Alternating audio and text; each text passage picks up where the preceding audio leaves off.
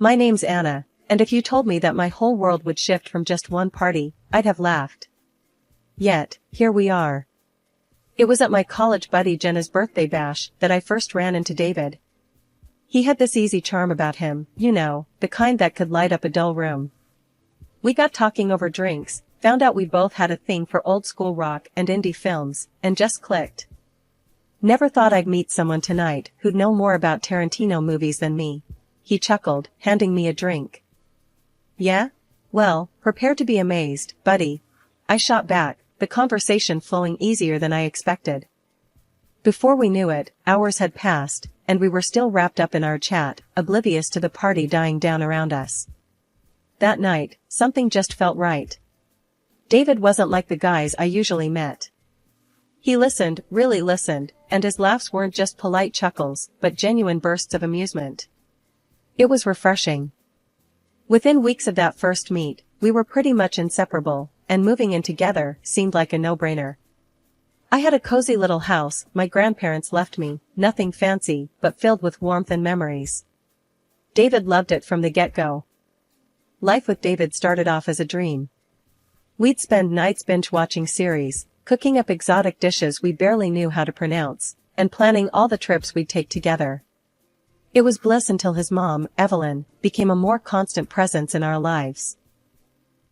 Evelyn was an interesting mix, always sweet when you spoke to her but fiercely independent. She had this air about her, like she'd seen it all and then some. The first time David introduced me, she gave me a smile that was both welcoming and measuring. "So, you're the girl who's stolen my son's heart," she said, her voice soft yet carrying a weight that made me slightly nervous. "Trying my best, Mrs. K," I responded, unsure how to read her. David had always been upfront about being close to his mom, and I respected that. But it was different, seeing it in action. He'd consult her on everything, from how we arranged the furniture to what we'd eat for dinner if she was around. It was a lot. "Mom knows best, Anna. You'll see, she's got a knack for these things," he'd say every time I raised an eyebrow at their dynamic. I tried not to let it bother me too much. After all, in every other way, David was the perfect partner, supportive, loving, and always making me laugh when I needed it the most. 2 years flew by in what felt like a blink, and David and I tied the knot. It was a simple ceremony, just family and close friends. Everyone said we looked like the perfect couple, and in that moment, I believed it too. We decided to stay in my house, the one I inherited from my grandparents. It had always felt like home to me, and David had fallen in love with its charm. Not long after our wedding, we found out I was pregnant. The news brought a new kind of joy to our lives, and when we shared it with Evelyn, her reaction was unexpectedly warm. "A grandchild, finally," Evelyn exclaimed, her usual reserved demeanor giving way to genuine excitement. "You'll see, children change everything."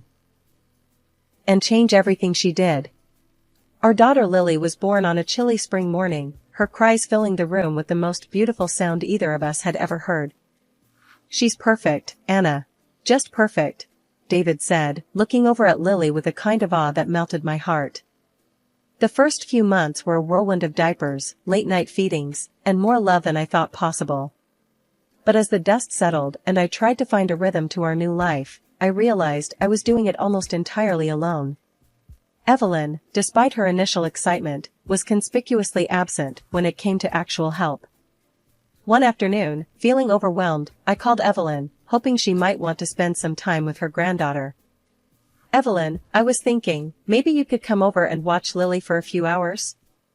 Give me a chance to catch up on some sleep or run some errands?" I asked, trying to keep my tone light. "Oh, dear, I'd love to, but I'm just swamped this week." Evelyn's voice was apologetic, but I detected a note of dismissal that wasn't there before Lily's birth. "You're young, Anna. You'll figure it out." I did. I was taken aback, not just by her refusal, but by the implication that asking for help was a sign of weakness. When I told David about the conversation later, hoping for some support, his response only deepened my frustration. "Mom's right, Anna. She raised me mostly on her own, you know. We can manage," he said, not unkindly, but firmly. Yeah, but wouldn't it be nice to have some help? Your mom seemed so excited about Lily. I pressed, feeling the gap in our expectations widening. David shrugged, a gesture that spoke volumes. She was excited about being a grandma, not a babysitter. We'll be fine, Anna. Really. I loved him, and I loved Lily more than life itself, but I couldn't shake the feeling of isolation that crept in with each passing day. I was a marketer by profession, valued at my job, relied upon for my skills and creativity. Yet at home, I felt increasingly like I was expected to be a superwoman, capable of managing everything without falter. Life with a toddler was a beautiful chaos, but after 3 years of sleepless nights and endless days, the walls of our home seemed to close in on me. I needed a change of scenery, badly. That's when I got the idea for a family vacation to Italy. David, what do you think about taking a trip to Italy this summer? I asked one evening as we were cleaning up after dinner. Lily was at my feet, playing with her toys, blissfully unaware of my growing wanderlust. Italy, huh? David looked up, surprised but intrigued. That sounds amazing, babe. Lily would love it too, her first big trip. Excitement bubbled inside me as I pulled up some travel blogs on my laptop, showing him pictures of the Amalfi Coast, Rome, and Venice. We could visit the beaches, see some historical sites, and just relax. It'd be good for us, don't you think? Yeah, absolutely. Let's do it. He agreed, his enthusiasm matching mine. But just as I was about to start looking into flights and accommodations, he added, "We should tell my mom about this. She hasn't been anywhere in years, remember?" The mention of Evelyn slightly dampened my spirits, not because I disliked her, but because I knew what her joining might imply for our vacation dynamics. Still, I nodded. Sure, let's tell her. She might enjoy it. The next day, we invited Evelyn over for coffee to break the news. As soon as we mentioned Italy, her face lit up, then just as quickly fell. Oh, Italy.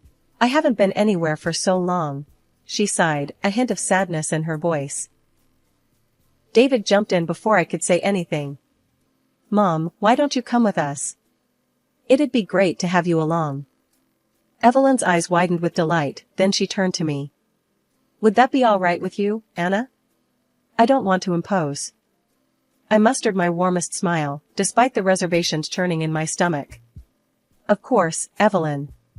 It'd be lovely to have you join us. Evelyn hugged me, her gratitude genuine. Oh, thank you, dear. This means the world to me. Later that night, as I lay in bed browsing through hotel options, the reality of the costs began to sink in. A family room for 4 was significantly cheaper than separate accommodations, but it still stretched our budget. David, we might need to cut back on some of the outings to make this work financially, I murmured, showing him the figures on my screen. Don't worry, babe. You always figure things out, he replied, his tone reassuring yet absent, as if the details were just minor nuisances that would sort themselves out. I sighed, closing my laptop. Managing this trip was turning into a project, but the thought of seeing Italy, of watching Lily play on foreign beaches, kept my spirits up. I'd make it work, somehow. After all, wasn't that what I always did? One evening, I spread out all the travel brochures and budget sheets across the kitchen table, trying to make sense of our finances. David wandered in, grabbing a soda from the fridge. Looks like a command center in here, he joked, taking in the chaos of papers and maps. Feels like one too, I replied, not quite sharing his humor. I'm trying to figure out how we can afford the extra costs for your mom without skimping too much on our actual vacation. David popped the tab on his soda, taking a sip before responding. Well, she's really excited, Anna. Maybe we can just do fewer touristy things. Spend more time relaxing instead? I nodded, though the thought of cutting back on the experiences I had been dreaming of stung a bit. Yeah, maybe. Also, I need to sort out something for Evelyn's pets. She doesn't want to leave them alone. Oh, right, David said, his brow furrowing slightly. What's the plan? I'm thinking of asking Rachel to look after them. I'll have to see if she's available and willing to handle Evelyn's zoo, I said, only half joking. Later that week, I caught up with my friend Rachel at a local cafe to discuss the pet sitting situation. Rachel had always been the go-to for favors like this, but I knew it was a big ask. So, I hate to be a pain, but I have a huge favor to ask. I started, stirring my coffee nervously. Rachel smiled, her easygoing nature a comfort. Shoot. What do you need? It's about the Italy trip. Evelyn's coming with us, and I need someone to take care of her puppy and 2 cats. Could you, maybe help out? I asked, hopeful, but feeling the imposition. Rachel paused, then nodded. Sure, I can do that. Just show me what needs to be done. How long are you guys gone? 2 weeks. And you'd be a lifesaver, really. Evelyn's pretty particular about her pets, I explained, feeling a mix of relief and guilt. No problem. I'll come by a few days before you leave, get the rundown. We'll make sure her little critters are well looked after, Rachel assured me, her tone confident. With the pet situation handled, I turned my attention back to the travel plans. I spent the next few days booking flights, arranging for the family room at the hotel, and tweaking our itinerary to fit the budget. Each evening, David would glance over my shoulder, offering a nod or a simple, looks good, before turning his attention back to whatever was on TV. The day before our departure, I checked and double-checked our luggage, ensuring we had everything needed for Lily and Evelyn. The stress was mounting, and I felt stretched thin. The trouble with my mother-in-law, Evelyn, began long before we even landed in Italy. It started right there on the plane. We were barely an hour into the flight when Evelyn's patience seemed to wear thin. Lily, my 3-year-old daughter, was a little restless. It was her first long flight after all. David, can't you keep her quiet? People are trying to rest. Evelyn hissed across the aisle to us, her voice laced with irritation. David looked at me, his face apologetic, but his response directed at soothing his mother rather than defending our daughter. Mom's right, Anna. Maybe get Lily to settle down a bit? I bit my lip, holding back my frustration as I tried to distract Lily with her favorite book. Lily, sweetie, let's look at your book, okay? The moment the plane touched down in Italy, a mixed wave of relief and excitement washed over me, despite the earlier tensions. We made it, despite the logistical nightmares, the long flight, and a fussy toddler. As we shuffled through the crowded airport, the reality of being in a new country began to sink in. Mama, look. Big planes! Lily exclaimed, pressing her tiny face against the terminal window, momentarily distracted from her previous crankiness. Yes, sweetheart, lots of big planes here, I replied, trying to muster as much enthusiasm as I felt drained after the overnight flight. We managed to gather our luggage and navigate to the shuttle that would take us to our hotel on the coast. The drive offered stunning views of rolling hills and the glistening Mediterranean Sea, which should have lightened the mood, but Evelyn seemed less than impressed. It's so hot here. And why is everything so dusty? Evelyn complained, fanning herself with one of the travel brochures. I exchanged a quick glance with David, hoping he'd help keep his mother's spirits up. Well, Mom, it's Italy in the summer. It's part of the charm, he said, trying to sound cheerful. When we finally arrived at the hotel, the beauty of the old building with its ivy-covered walls and panoramic sea views struck me. I hoped this would lift everyone's spirits. Here we are, I announced. Let's check in and get settled. The lobby was cool and inviting, a welcome respite from the heat. As we approached the front desk, I handled the check-in process, confirming our reservation for a family room. Evelyn peered over my shoulder as I spoke with the receptionist. Make sure we have separate rooms, Anna. I need my space, especially after that flight, she whispered harshly into my ear. I paused, taken aback by her tone. Evelyn, I booked a family suite. It's spacious, and I thought. I don't care what you thought. I told you I needed my own room, Evelyn interrupted, her voice stern. The receptionist, catching the tension, quickly interjected. I'm sorry, but we are fully booked at the moment. I can put you on a waiting list for a separate room, and we might have one available in a couple of days.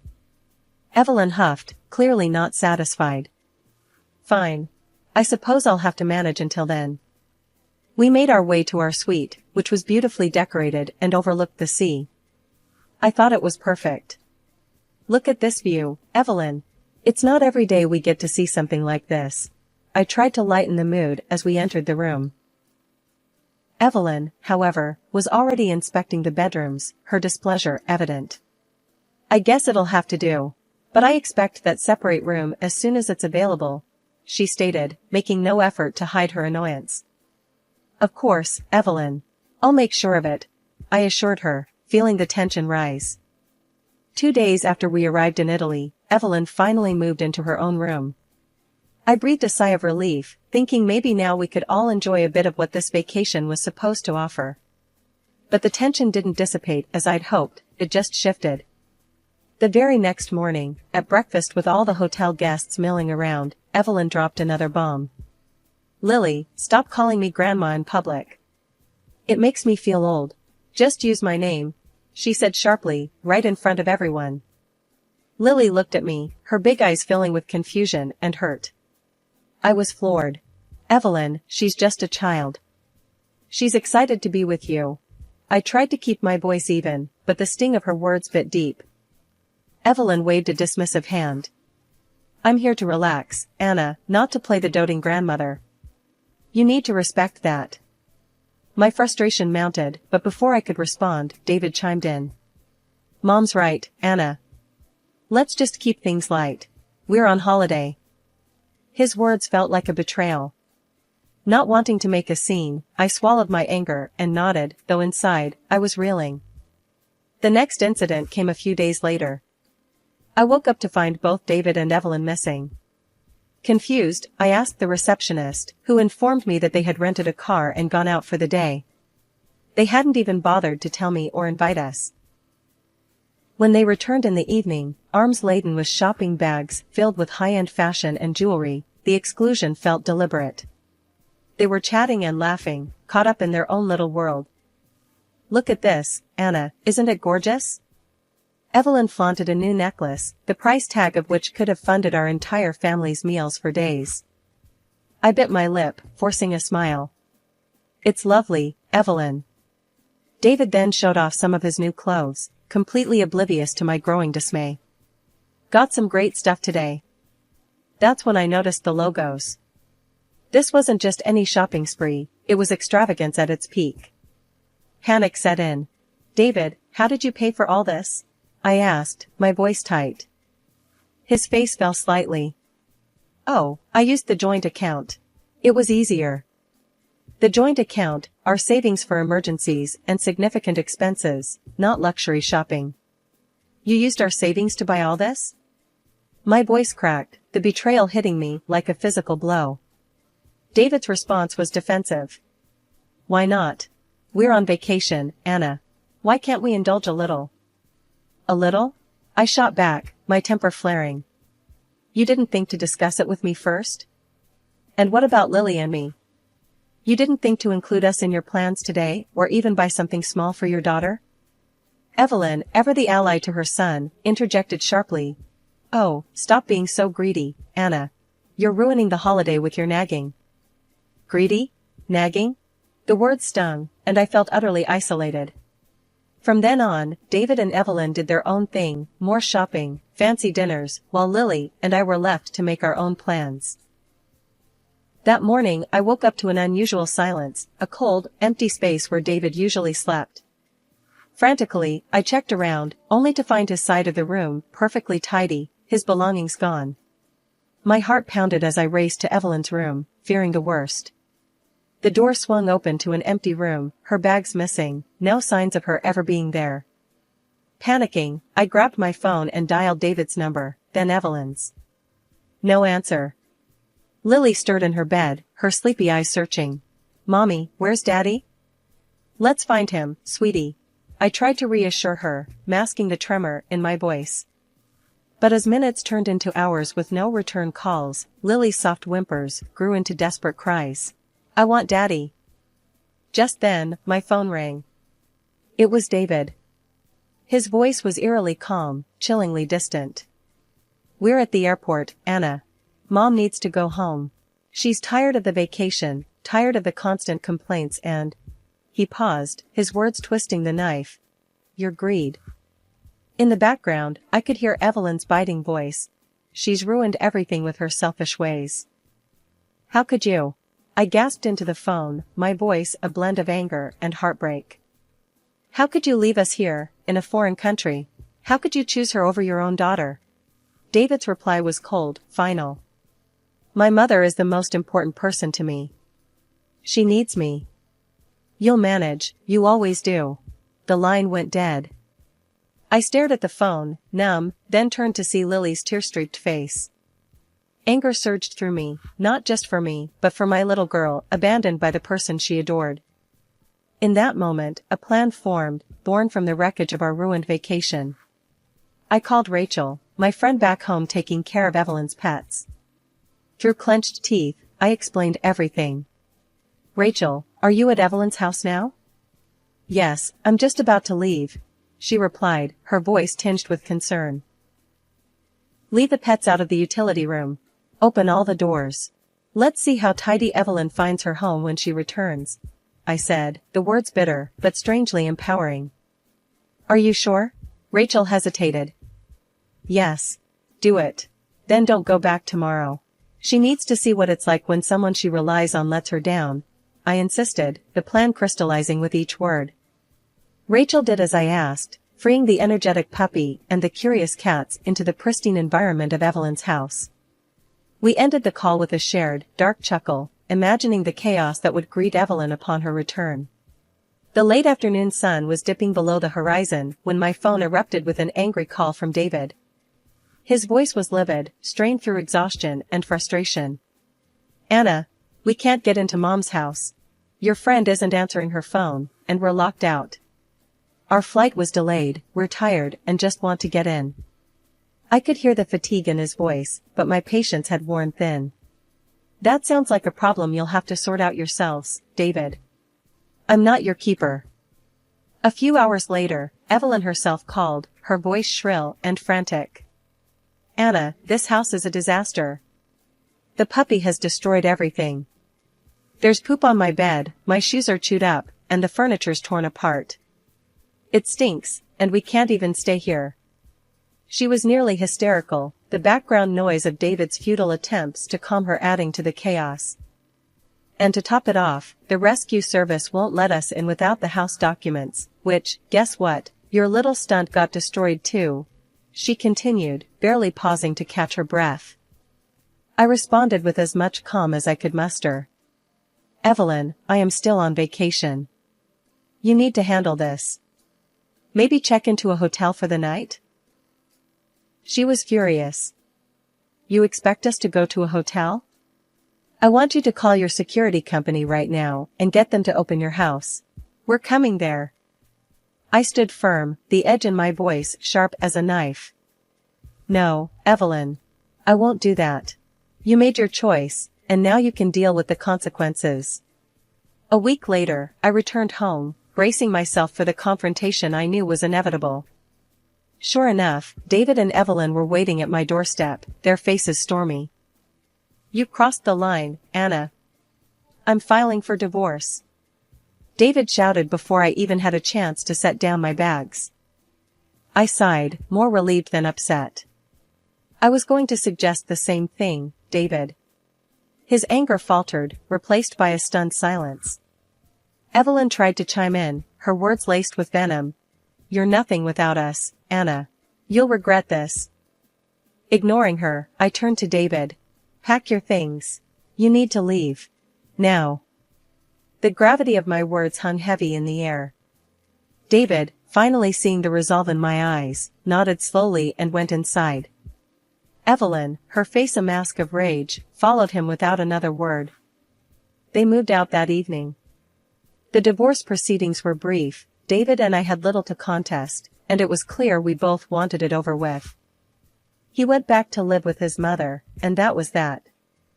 Now, as I sit in the quiet of the home I fought to protect, I realize I've regained more than just my independence. I've reclaimed my peace, my dignity, and a life where I no longer have to compromise my happiness for someone else's selfishness.